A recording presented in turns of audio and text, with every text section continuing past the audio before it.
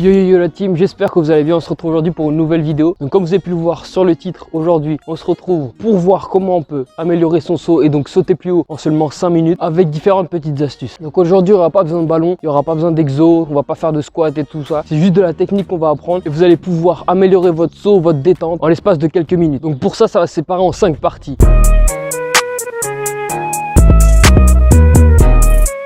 Tout d'abord, on va commencer par l'étirement. Évidemment, l'étirement, on le sait tous, c'est très important pour la pratique du sport et encore plus pour le développement de la détente. En plus, ça prend pas de temps, ça prend 10 ou 15 minutes par jour. Tu fais soit le matin, soit le soir, soit après ta séance, soit avant ta séance. Dans tous les cas, c'est bénéfique. Faut juste faire attention à ne pas trop forcer pour ne pas se blesser. C'est comme tout, faut faire attention. Donc tout simplement, il y a différents exos, différentes positions que je vais vous montrer. Donc différents étirements qui sont très simples et très efficaces. Pour les ischios, vous avez évidemment le basique.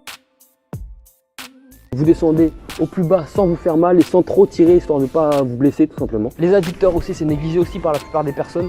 Donc les adducteurs, c'est simple, vous venez sur une position comme si vous allez faire un squat et vous allez descendre d'un côté. Donc votre hanche bascule pour venir étirer cette partie-là. C'est très simple. Donc après, il y a les quadrilles. Les quadrilles, rien de plus simple. Votre bassin vient vers l'avant et vous venez tirer derrière. Après, pour étirer les mollets, vous positionnez votre jambe ici devant, l'autre derrière, et là ça fait pareil mais dans l'autre sens. Donc vous calez votre mollet et là vous tirez.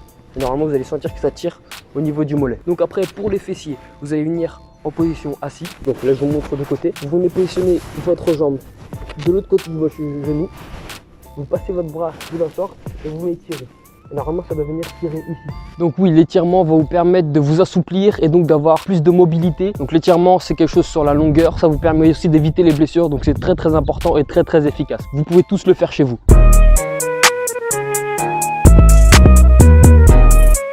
Donc ensuite, le deuxième point, quelque chose qui est très important mais qui est souvent très négligé. Donc c'est tout simplement la prise d'élan. Pour sauter haut, il faut être explosif. Et l'explosivité, c'est un combo entre la puissance et la vitesse. Et donc la vitesse, ça se passe sur la prise d'élan. La prise d'élan, il faut prendre l'exemple par exemple sur les sauteurs en athlétisme, que ce soit en longueur ou en hauteur, ils ont ce qu'on appelle des marques. Donc ce qui leur permet de savoir exactement le nombre de pas qu'ils vont faire avant leur saut. Donc pour les dunkers, pour les sauteurs, pour tout simplement sauter, ça va être à peu près pareil, en moins poussé, parce qu'on va pas non plus calculer le nombre de pas, mais on va calculer à peu près la distance qu'il nous faut pour ne pas piétiner. Donc qu'est-ce que j'appelle piétiner? Ça, c'est une grosse erreur qu'il faut surtout pas faire parce qu'on perd la quasi-totalité de la vitesse accumulée tout le long de la course. Donc la prise d'élan doit se faire rapidement, sans piétiner, et notre course doit être la plus rapide à la fin de notre course. Donc le point important sur la prise d'élan, c'est évidemment de courir vite pour prendre de la vitesse, mais surtout de ne pas piétiner, de ne pas réduire sa foulée qui ferait que ça réduit aussi la vitesse, que justement plus on s'approche du panier, plus la foulée doit être longue et plus on doit faire des grands pas. Ça nous emmène directement au troisième point.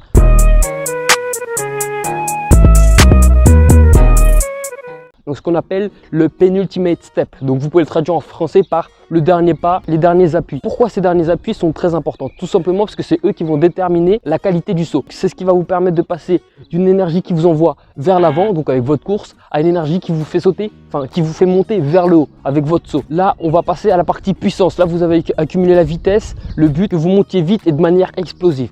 Donc le penultimate step, ça va être le dernier pas sur lequel vous allez vous projeter vers l'avant et qui va vous permettre d'exploser pour monter au panier. Donc ce dernier pas doit être un pas rapide et long. C'est ce qui va déterminer la qualité du saut. Retenez ça, le penultimate step. Il y a différents des petites exos que vous pouvez appliquer afin de vous améliorer pour ce dernier pas, que ce soit pour du saut à 2 pieds ou 1 pied.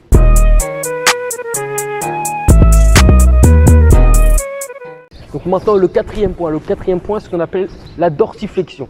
Donc c'est très peu connu et les muscles qui sont engagés dans ce genre de travail sont très peu connus aussi. Donc vous connaissez bien évidemment les quadrilles, les fessiers, les mollets, donc les gros muscles qui permettent de sauter haut. Mais il y en a d'autres qui interviennent plus cachés mais qui ne sont pas moins importants. C'est tout simplement les muscles qu'on a devant au niveau des tibias. Donc la dorsiflexion, c'est le mouvement que vous faites quand vous pointez vos orteils vers le ciel, vers le haut. Donc vous allez sentir une petite contraction au niveau de l'avant des tibias. Donc tout simplement, c'est ces muscles-là qui travaillent et c'est très important. C'est très négligé, c'est très peu connu, mais ça va vous permettre d'accroître et de sauter encore plus haut. Donc différents petits exos pour vous améliorer dans la dorsiflexion. Donc les exos de dorsiflexion, donc comme je vous ai dit juste avant, donc vous vous mettez comme ça, vous pouvez le faire dans la vie de tous les jours, mais après c'est un peu chiant de le faire tout le temps. Vous mettez comme ça, une marche droite. Là vous allez voir, ça va pas se voir, mais je vais l'exagérer pour que vous voyez un peu. Je viens monter mes pointes vers le haut et je viens marcher comme ça. hop, tout simplement. Et le deuxième exo que je vous ai dit, donc comme je vous ai dit, pour travailler les mollets, on dit de faire des sauts, et pour sauter plus haut, de descendre les pointes, sauf que là on va faire l'inverse. Donc à la place de faire ça, on va faire ça.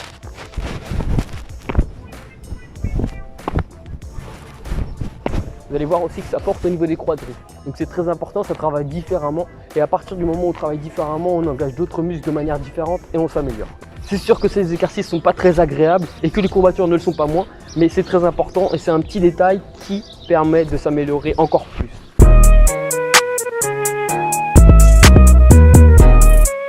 Et enfin, le cinquième point, et pas des moindres, c'est tout simplement l'explosivité. Il faut exploser. Ça paraît banal de le dire, mais beaucoup de personnes le négligent. Comme je vous ai dit tout à l'heure, le dernier pas va vous permettre et qui va transformer votre énergie qui vous propulse vers l'avant, vers le haut pour sauter. Donc, puissance et vitesse. Donc vous avez la vitesse avec une bonne prise d'élan. Beaucoup de gens se disent qu'il faut mettre un maximum de puissance pour sauter. Ce qu'ils font, c'est qu'ils accumulent de la vitesse sur leur prise d'élan et arrivés sur leurs derniers appuis, ils négligent la vitesse pour la puissance, ce qui fait que la qualité du saut n'est pas bon. Sur le dernier pas, sur les derniers appuis, prenons exemple sur un saut à 2 pieds, l'angle que forment vos jambes ne doit certainement pas être inférieur à 90%. Sinon, vous perdez toute la vitesse que vous avez accumulée sur votre prise d'élan et donc ça sert strictement à rien. Le combo vitesse-puissance est réduit et ce qui fait que vous allez sauter moins haut. Donc petit bonus comme promis, on va se faire une petite session dunk, on va voir ce qu'on peut rentrer.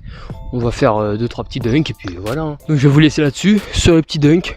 J'espère que je vais en claquer des petits bons. J'espère que la vidéo vous a plu, j'espère que vous allez vous améliorer et que vous allez appliquer les petites astuces. Sur ce, continuez vos efforts.